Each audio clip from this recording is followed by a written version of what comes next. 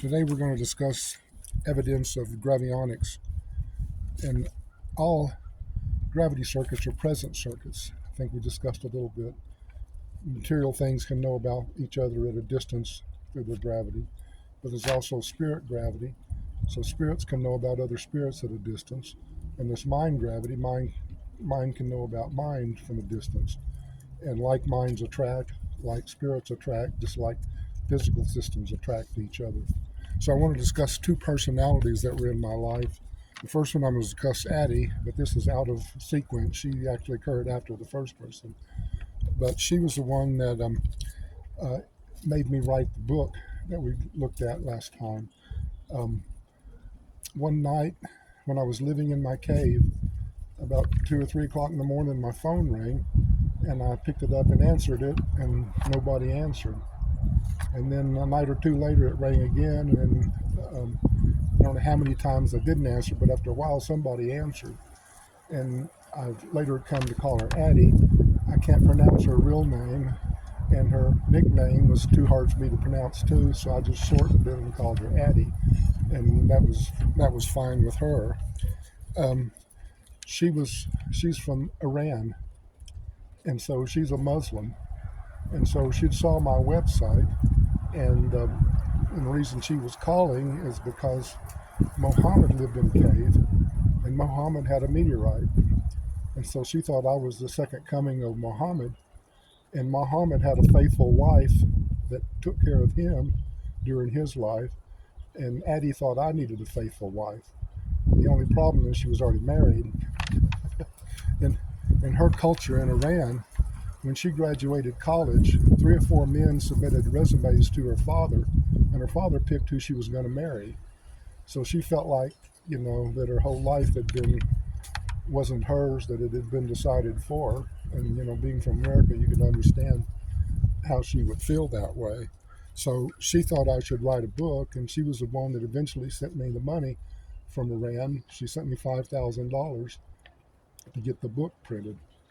And that was like $50,000 in their money. But she was a doctor. She became a, a brain surgeon, and so she made good money. She's kind of a better Christian than most of the Christians I know, because in Iran, everything is about bribes. If you want the best doctor, you go to them and you bribe them, and you just give them extra money. And so she kept getting bribed, and she didn't want bribes. She tried refusing them to start with, but that didn't work in her society. So what she eventually did was that once a month she'd take all of her bribes, and she went to the orphanage, and she was paying for about 50 girls in the orphanage, paying their way. So she found out a Christian thing to do with her bribe money. Um, the reason that she's kind of connected to gravionics is because I realized even back then, whenever she would call, and she called a lot after that, and a minute or two before the phone would ring, I'd start thinking about her, which meant she was thinking about me, and she was connecting gravity with me, and I felt her presence. And gravity it's not affected by distance. So if you make a gravitational connection with somebody on this earth, it can expand um, the whole earth. That you're never separated if you really care for each other and you maintain that gravitational connection. The second person I want to talk about is Liz, and she was my last girlfriend. And Liz is one of those really unusual persons. She was so unusual that I've really never sought a girlfriend since after we broke up. Um, she said she had 7 personalities and she could only get 6 to agree to marry me. And so it was kind of the relationship was tumultuous. At first, she loved me and was trying to get me to date her, and I was kind of holding back. And then when I kind of fell in love with her, she was getting tired of the thing, and so we just never connected up at the same time. Although I think we could have been happy if things had worked out. But there was a number of things that happened with her that really showed how connected we were.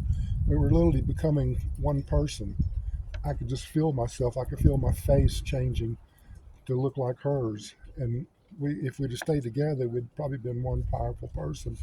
She was really very strong emotionally, and I was strong intellectually. So one day we were in South Texas by some river, and it was a Sunday, and we pulled in. She had grown up near there, and we pulled into this place. It was just a tourist shop, and I think had food and stuff up, and then there was a long dirt field parking lot, went down maybe a quarter of a mile to where the river was. But since it was Sunday, it was closed. And so we just went up and was standing on the front porch of it and just talking. And I noticed that somebody was walking up from below, from the creek. And I wish they wouldn't come, just kind of the thought I had because I was all engaged in talking to my girlfriend. And then I looked and he was still coming. And I said the second time in my mind, I said, I wish he wouldn't come. And then the third time I looked down, I said, I wish he wouldn't come. And he stopped in his tracks and he went like this, turned around and went the other way. And Liz says, did you see what happened? And I said, no. She said there was 3 waves went out from you to him, and she felt it. And so I think I was intellectually thinking the thought, and she was magnifying emotionally, and so that it hit that person. He literally did the sign of the cross. He thought the devil was there. He felt that and turned around and walked away. I mean, that's powerful evidence of the connections of gravity. We Another incident that happened is late in the relationship. I was walking in the park thinking about her, and I knew all of a sudden that she was cheating on me, that somebody else was involved, and I found out even a couple hours later it was true. But I knew it. I knew at a distance what had happened, and that's evidence of gravionics. And then probably one of the most unusual things of it was that there at the end, as it was breaking up, I went over to her apartment, and I met her in the parking lot, and we had a conversation, and I was trying to get back with her, and she was resisting and everything. And so I went on home, and that night I laid in my bed, and I loved her. I could just feel connected with her, and we essentially had mind sex at a distance. And the next day she said it was the best sex of her life because it was all based on love, not on anything physical. But I mean, that is tremendous evidence of knowing each other at a distance, gravionics. And so that one of the things I discovered after that was that